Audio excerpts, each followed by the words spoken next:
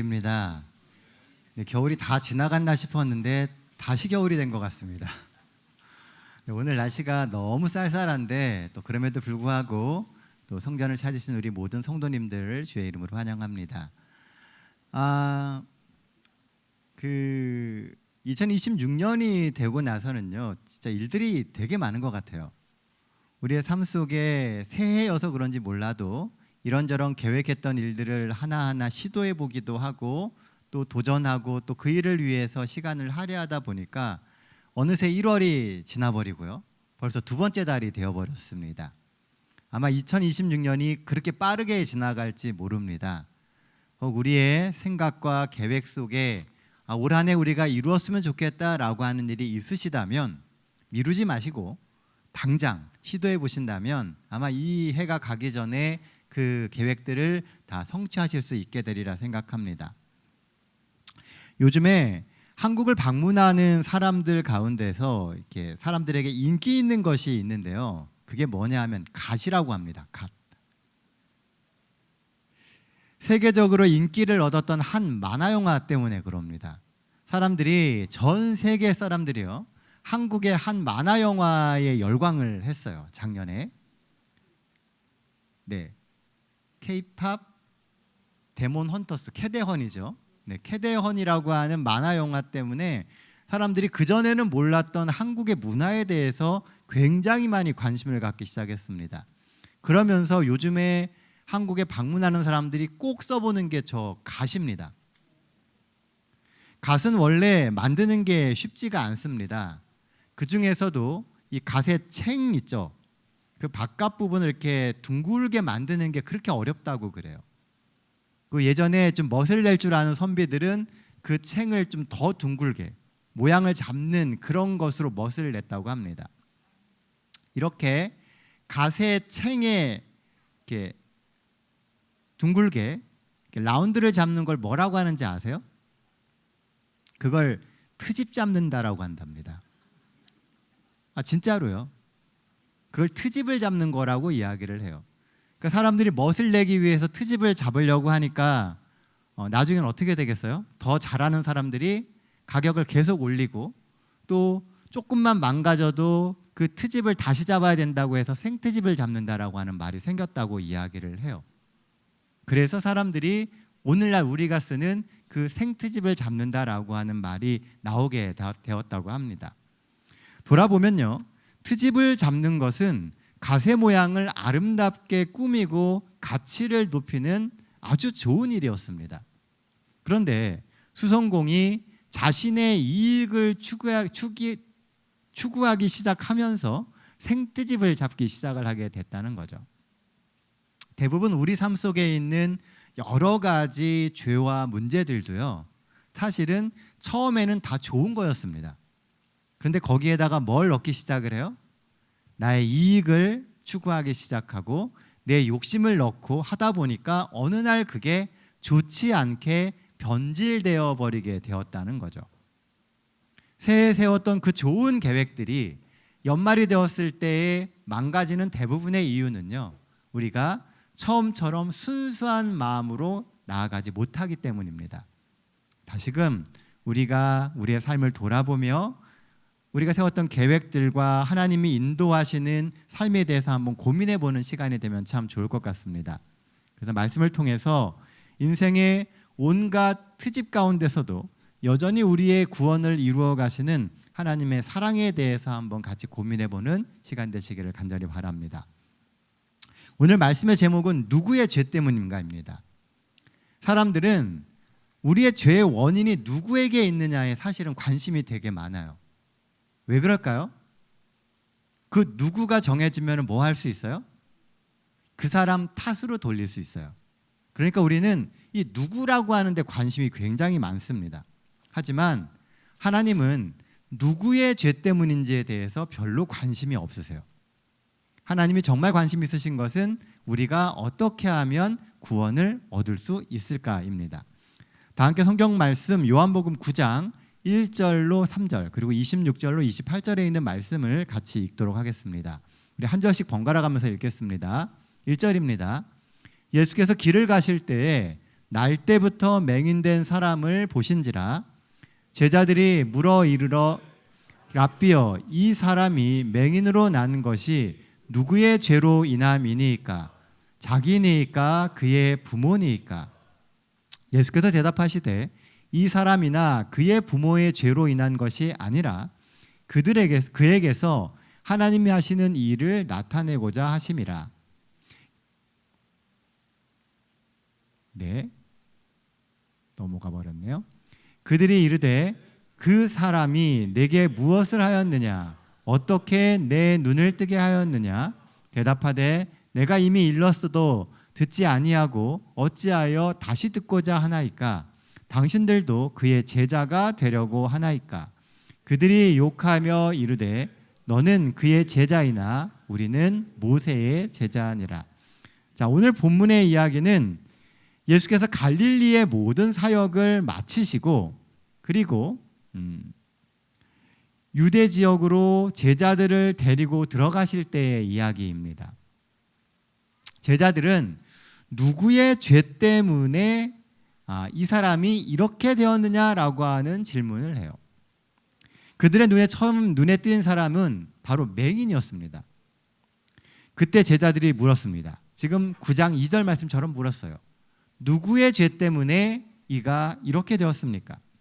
왜냐하면 당시에 이 탈무드라고 하는 책에 보면요, 그러니까 그 당시에 성경 이외의 여러 유대 문헌들, 유대 사람들이 어떻게 살았는지에 대한 설명서가 탈무드거든요.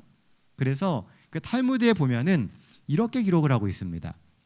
죄가 없다면 죽음도 없었고 범죄하지 않았다면 고통도 당하지 않을 것이다. 무슨 얘기예요? 죄가 없다면 고통을 당할 일이 없다는 겁니다. 반대로 생각해 보면 고통을 당하고 있다는 것은 그 사람에게 뭔가 죄가 있기 때문이라는 거예요. 병자는 자신의 죄를 다 용서받기 전에는 병이 나을 수 없다. 이런 규정들이 있었어요. 이 사람이 날 때부터 앞을 못 보잖아요. 자, 그럼 이 사람은 날 때부터 뭐가 있었다는 거예요? 죄가 있었다는 겁니다. 죄가 없으면 그런 질병에 걸릴 일이 없다는 거죠. 자, 그러면 누구의 죄 때문에 이 사람은 이렇게 되었느냐 하는 것입니다. 이런 지식을 가지고 볼 때 이 맹인인 사람을 보니까 사람들에게는 궁금증이 생겼어요. 도대체 왜, 누구 때문에 이런 고난을 당해야 하느냐는 것이죠. 우리는 종종 어떤 일의 원인을 밝히고 싶어 합니다. 유난히 궁금증이 많은 사람이 있어요. 저도 그런 편에 속하거든요. 그래서 어떤 걸 딱 보면은 왜 그럴까를 꼭 찾으려고 합니다. 근데 남자분들 중에 그런 분들이 유난히 많습니다. 사실 몰라도 되는 것을 끝까지 파가지고선 그것을 찾아내요. 나중에 보면 진짜 별거 아니에요. 근데도 거기에 집착하죠. 우리는 원인을 찾는 걸 너무 좋아해요. 궁금하기도 하고 또 남의 일이다 보니까 이게 이야기거리도 됩니다. 그러니까 왜 그럴까? 거기에 관심이 되게 많다는 거예요. 그렇게 오가는 말 속에서 우리는 사실을 왜곡하고요, 때때로 정죄의 유혹에 빠지기도 합니다. 사람을 올려놓고 열심히 도마질을 해요. 칼질을 막 해가지고선 그 사람이 왜 그럴까부터 시작해서 옛날에 있었던 일까지 다 끄집어내가지고선 그 사람을 정죄합니다.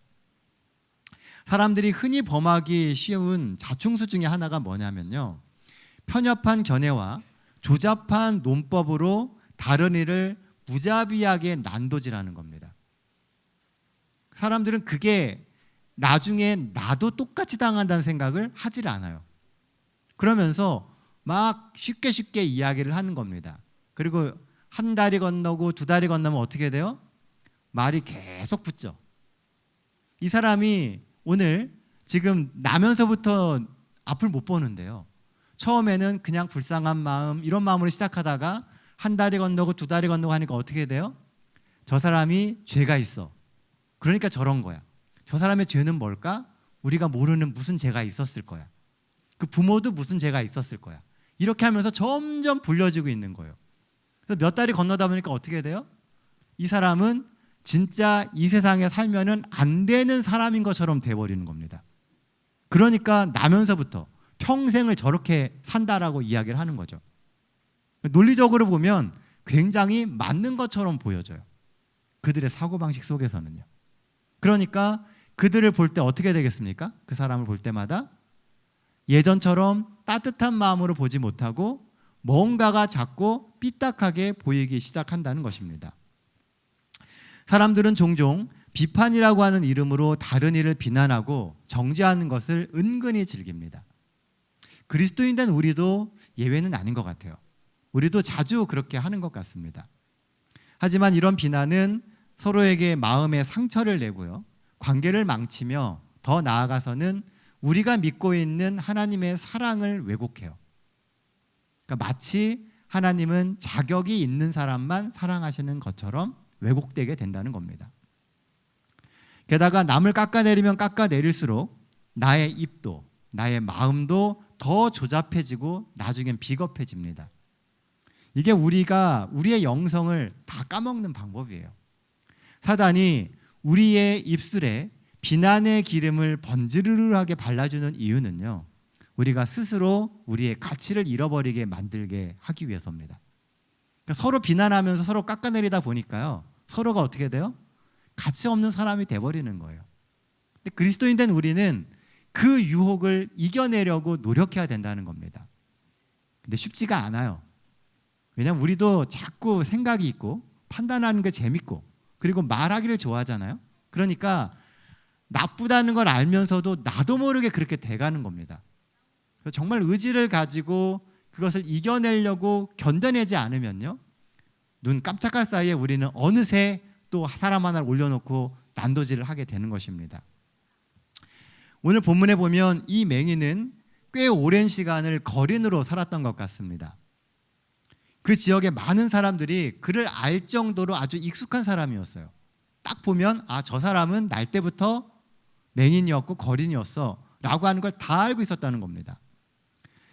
그러나 그가 처음에 눈을 떴을 때요, 그가 눈을 뜬 사실을 기뻐해 준 사람보다 그를 통해서 예수님을 정죄하려고 한 사람이 훨씬 많았다는 겁니다. 참 불쌍한 사람이에요. 눈 떴거든요. 그럼 다 같이 기뻐해 줘야지 정상적인 거잖아요. 그런데 많은 이들이 그것을 빌미로 해서 예수를 정죄하려고 했다는 겁니다. 축하해 주는 것은 뒷전이고 어떻게 하면 이것을 이용할까를 더 많이 생각했다는 것이죠. 눈을 뜬 이 사람이 얼마나 서운했을까요? 어쩌면 맹인이었을 때보다 더 외롭고 더 힘들었을지 모릅니다. 차라리 안 보일 때는 몰랐잖아요.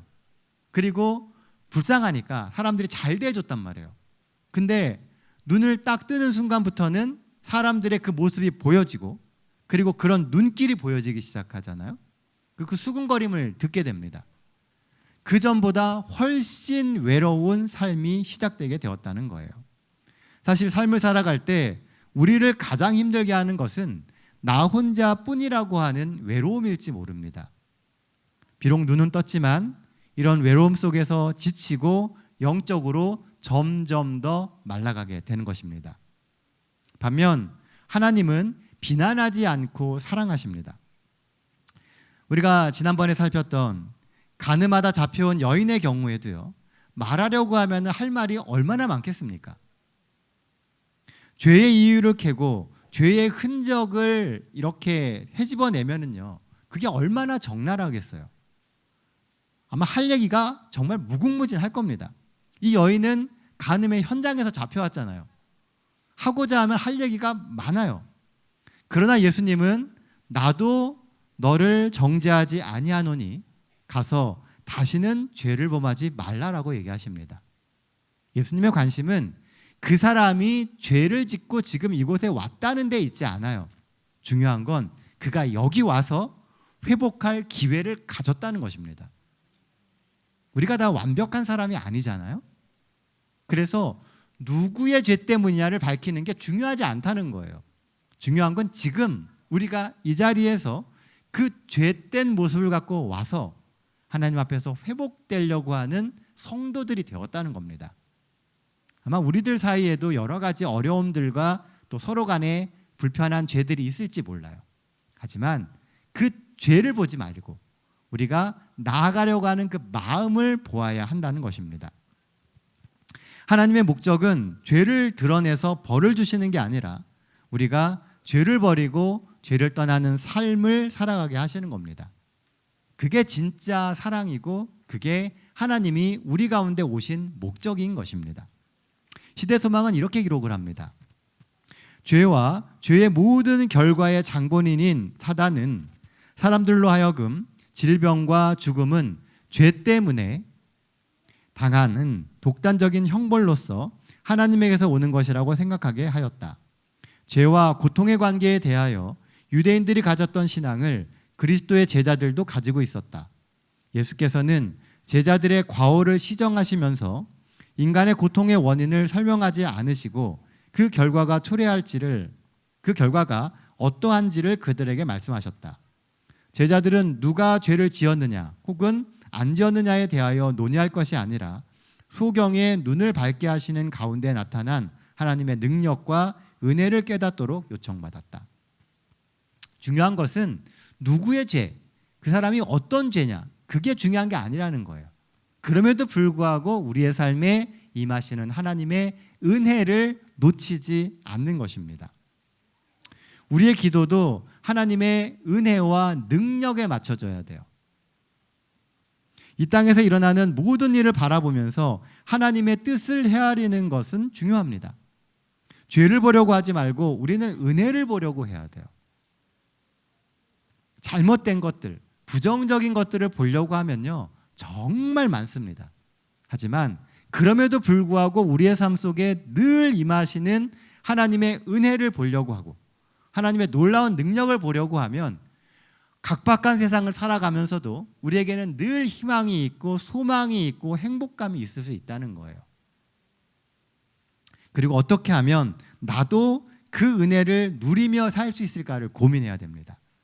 어떤 이가 그 은혜를 누리고 산다면 어떻게 하면 나도 그 은혜를 누릴 수 있을까? 그걸 구하는 기도를 해야 되고요.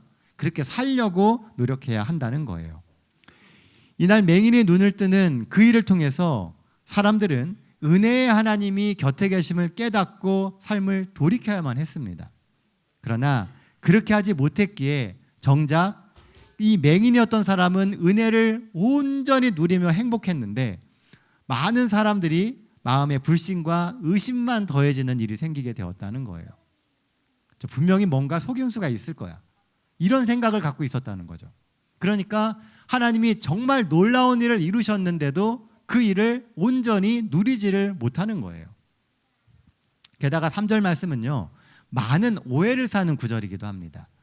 예수께서 대답하시되 이 사람이나 그 부모의 죄로 인한 것이 아니라 그에게서 하나님이 하시는 일을 나타내고자 하심이라. 마치 하나님이 하시는 그 일을 나타내게 하시려고 이 사람에게 나면서부터 하나님이 고통을 주신 것이 아닌가라고 하는 오해를 사게 만든다는 거예요. 하나님은요, 절대 사람들을 도구로 쓰지 않으십니다. 하나님이 어떤 일을 이루시기 위해서 우리를 그 도구로 쓰지 않으세요. 부모도요, 우리가 자녀들을 도구로 쓰지 않잖아요. 자녀를 낳아놓고 이 자녀가 내가 뭔가를 이루기 위한 그 도구로서 자녀를 쓰는 사람은 아무도 없습니다. 하나님도 그러세요. 절대로 도구로 쓰시는 게 아니에요. 그러면 이 구절이 의미하는 게 뭐냐는 거죠. 여기 보면은 이 희나라고 하는 단어 때문에 그렇습니다. 헬라어 단어에 이 희나라고 하는 이 단어가 들어가 있는데 하심이라라고 번역된 부분입니다. 근데 여기 보면 이것은 원인으로 쓰여져 있어요. 그렇게 하기 위해서 우리가 볼 때는. 근데 이 희나라고 하는 단어는 원인에도 사용이 되지만 결과에도 사용이 됩니다. 그러니까 다른 말로 결과로 적용을 해보면은요, 이 모든 인생의 과정은 고난과 고통이지만 예수님을 만나게 되므로 그를 통해서 하나님의 일이 나타났다는 것이에요. 그러니까 지금 우리가 보고 있는 이것이 그에게 있어서 인생의 고통의 시간이었지만 결국 이것을 통해서 하나님의 영광이 나타났다라는 거예요. 그들에게 보여줄 것이기 때문에. 그러니까 우리는 우리가 살고 있는 이 인생의 결과가 결국은 한마디로는 하나님을 만나는 은혜를 이루기 위한 과정이라고 보면 된다는 것입니다. 하나님이 의도하신 게 아니에요. 사단이 의도합니다. 하지만 그 모든 것을 하나님은 뒤집으셔서 우리가 하나님을 체험할 수 있는 은혜의 결과로 만드신다는 거예요. 혹 고난이 있는 분이 계십니까? 계획한 대로 잘 안 되고 힘든 일을 겪고 계신 분이 계십니까? 분명히 하나님이 그 일을 통해서 우리가 하나님의 은혜를 누리게 만들어 주실 겁니다. 그러면 그리스도인 된 우리의 삶은 그 은혜로 인해서 과거의 그 고통의 시간을 잊을 수 있는 축복을 누릴 수 있게 된다는 겁니다. 예전에 제가 필리핀에서 유학을 할 때예요. 태풍 한가운데에 머문 적이 있었습니다. 필리핀에 태풍이 엄청 지나가요. 근데 우리가 생각하는 그 정도 규모가 아닙니다. 바람이 너무 강하니까요. 집 앞에 있었던 아름드리 나무가 뿌리채 뽑히고요. 그리고 저희 집 아파트, 저희가 이제 기숙사 살았었는데 아파트 앞에가 이렇게 주차장이 있거든요. 근데 지붕이 함석판입니다. 우리 옛날에 쓰는 함석판이요. 근데 바람이 너무 많이 부니까 어떻게 돼요? 함석이 떨어져서 날아가는 겁니다. 날아다녀요, 정말로. 그래서 나가지를 못해요. 나가서 그걸 맞으면 죽습니다. 함석이 막 이렇게 날아다니는데 이 거센 바람은 나무를 부러뜨리기도 하고요. 심하면은 나무를 뿌리채 뽑기도 해요. 하지만 땅 속에요, 뿌리를 든든히 내린 나무는 이 거센 바람을 통해서 가지와 잎에 붙어 있던 해충들을 떨쳐내게 된다고 합니다. 우리가 볼 때 이게 정말 필요 없는 것처럼 보이거든요, 태풍이. 그런데 든든한 나무에게는 그것이 그런 유익함을 주기도 한다는 거예요. 나무는 스스로 해충을 떨쳐낼 힘이 없습니다. 그래서 바람의 힘을 빌리거나 인위적인 관리를 통해서만 해충을 없앨 수 있습니다. 뭐 약을 뿌려주든 해야 된다는 거죠.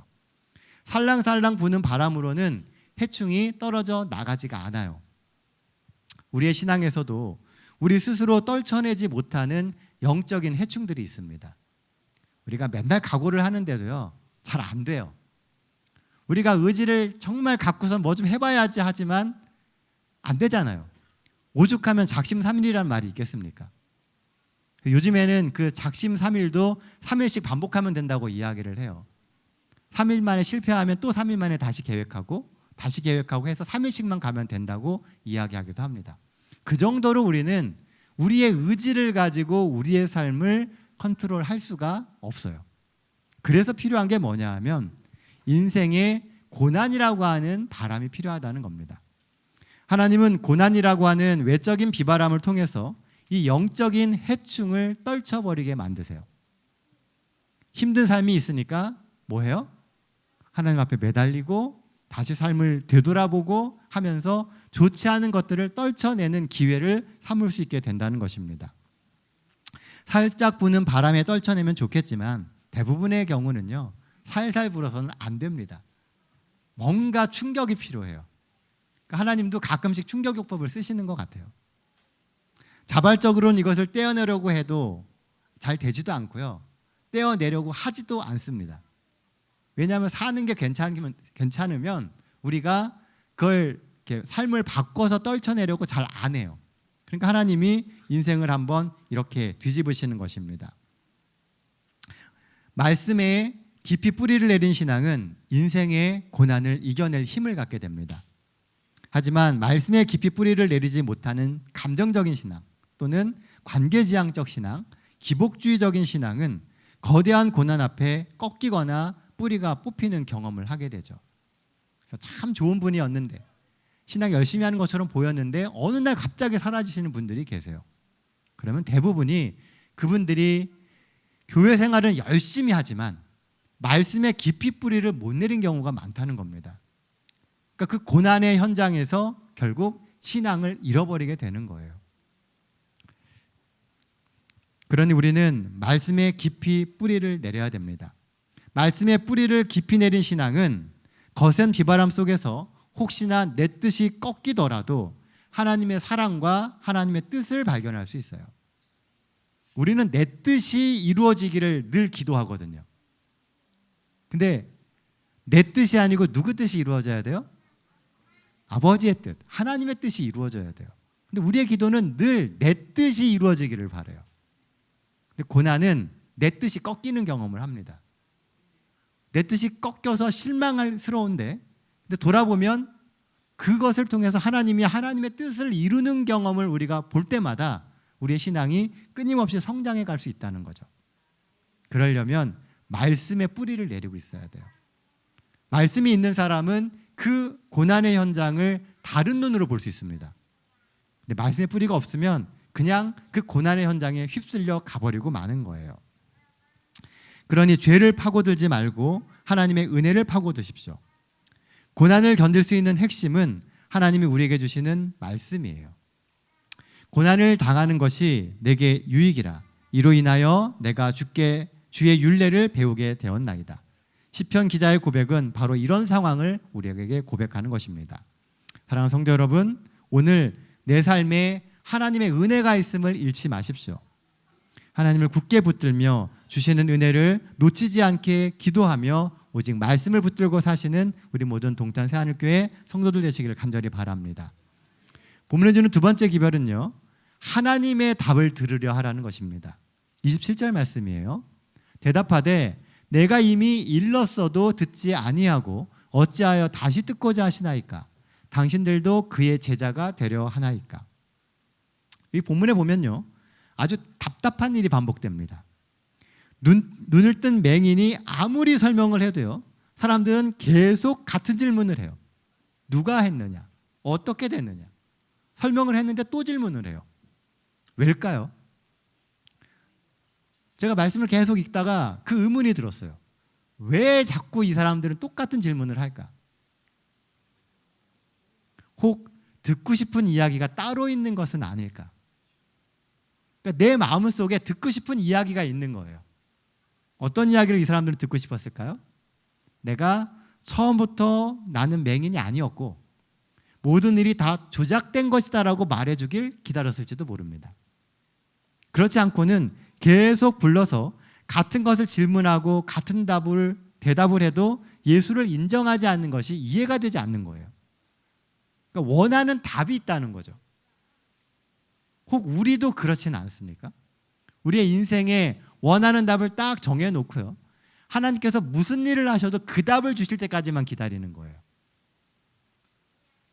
바리새인들이요, 사실은 성경을 가장 잘 아는 사람들이고 율법을 가장 잘 지키는 사람들이었습니다.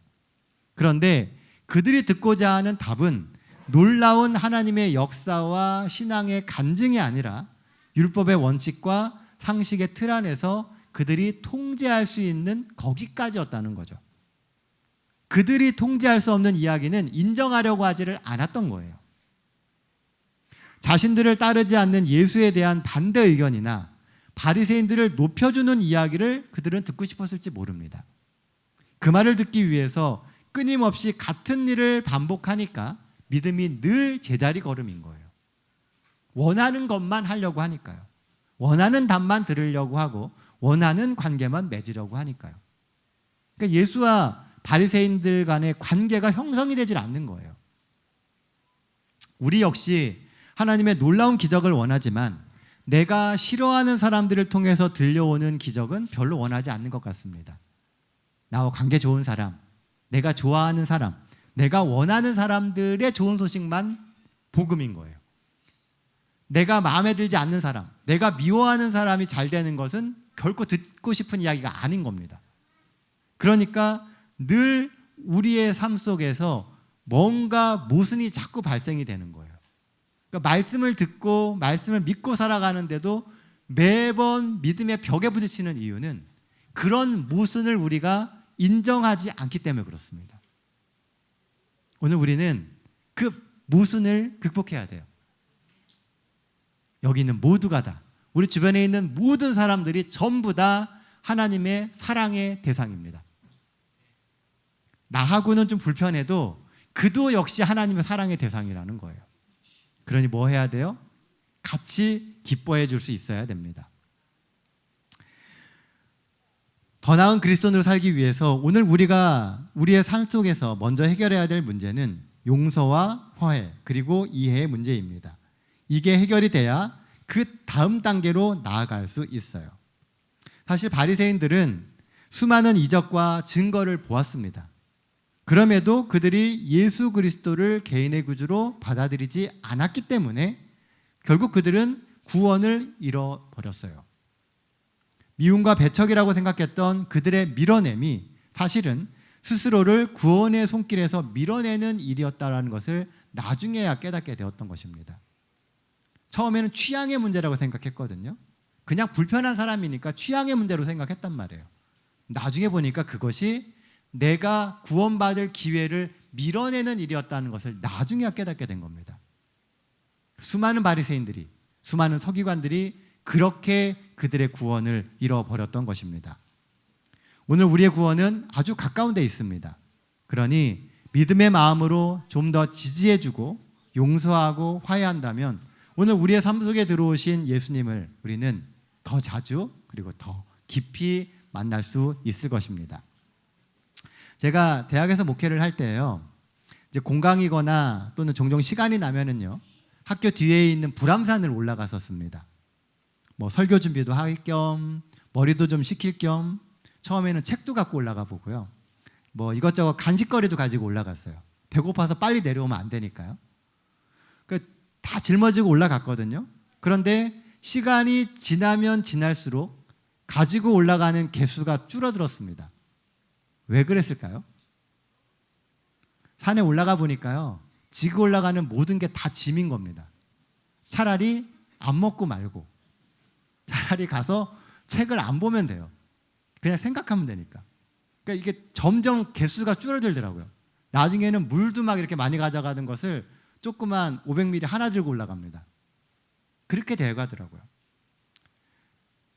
우리가 하늘을 향해 계속 나가다 보면은요, 신앙생활도 비슷해지는 것 같아요. 지금은 그게 다 필요해 보여요. 그런데 믿음 생활을 계속 해가다 보면 그게 별로 안 필요해요. 그리고 안 중요해요. 그러니까 점점 단순해지는 것입니다. 주께서는 주님이 계시는 하늘에 더 가까워지면 가까워질수록 모든 게 부질없어져요. 그리고 이 땅에서 원수처럼 여겨지고 불편했던 사람들도 계속 하늘을 향해 같이 가다 보면 내가 모르는 많은 장점을 가진 사람임을 깨닫게 됩니다. 그리고 그들 역시도 다 같은 믿음의 동역자임을 깨닫게 돼요. 사랑하는 성도 여러분, 내가 듣고 싶은 말만 들으려고 하지 말고 하나님께서 내게 하시는 말씀을 들으려고 하십시오. 이게 되게 어려워요. 근데 우리가 더 하나님의 말씀에 마음을 열고 귀 기울일 필요가 있어요. 하나님은 우리가 생각도 못했던 말씀을 하실 수 있습니다. 그리고 그것이 우리의 인생의 놀라운 전환점이 될 수 있어요. 과거에 10년, 20년, 30년 해왔던 그 모든 신앙을 한 번에 뒤집어서 정말 혁신적으로 하나님 앞으로 나아가게 만드는 계기가 그 한마디의 말에서 달라질 수 있다는 겁니다. 우리가 듣고 싶은 말만 들으려고 하지 마십시오. 조금 더 마음을 열고 하나님이 내게 무슨 말씀을 하시나 한번 잘 귀담아 보세요. 조용히 하나님께 집중하면 하나님이 우리에게 생각도 못했던 말을 하실 수 있습니다. 우리는 그것으로 인생의 구원의 경험을 할 수 있게 되는 것입니다. 이 한 주도 하나님이 주시는 그 놀라운 음성에 귀 기울이십시오. 또 근래에 유난히 반복적으로 우리에게 들려오는 이야기가 있을 수도 있어요. 하나님이 직접적으로 말씀하실 수도 있고 다른 사람들을 통해서도 말씀하실 수 있습니다. 그 음성에 귀 기울이며 따라가는 우리 모든 성도들 되시기를 간절히 바랍니다. 이제 말씀 정리하겠습니다. 첫째, 죄를 보지 말고 은혜를 보며 사십시오. 죄를 보면 죄만 계속 생깁니다. 하지만 은혜를 보면 우리 삶에 은혜가 가득해집니다. 두 번째, 하나님의 음성을 들으려고 하십시오. 세상의 좋은 이야기들, 귀에 즐거운 이야기들만 들어서는 안 됩니다. 하나님의 음성을 들어야 돼요. 내게 말씀하시는 그 음성을 통해서 다시금 하나님의 인도하시는 길을 따라 갈 수 있는 우리 모두가 되시길 간절히 바랍니다.